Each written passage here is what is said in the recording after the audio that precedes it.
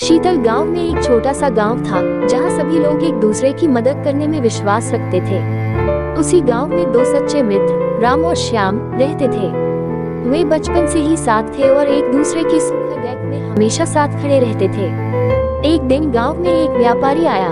उसने घोषणा की, जो भी मुझे सबसे कीमती चीज देगा उसे मैं एक बड़ी इनाम दूंगा। ये सुनकर गांव के लोग बहुत उत्साहित हो गए। सबने अपने अपने कीमती सामान की तैयारी शुरू कर दी। राम ने सोचा, मैं क्या दूं जो सबसे कीमती हो।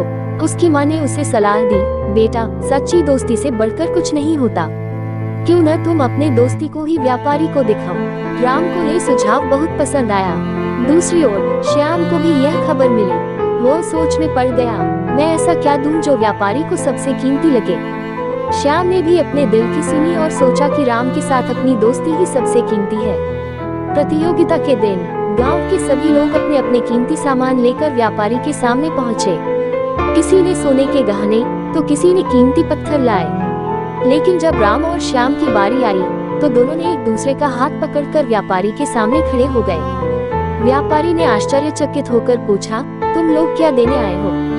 राम ने जवाब दिया, हम अपनी सच्ची दोस्ती को आपके सामने प्रस्तुत करने आए हैं। श्याम ने कहा, हमारी दोस्ती ही हमारी सबसे कीमती चीज है।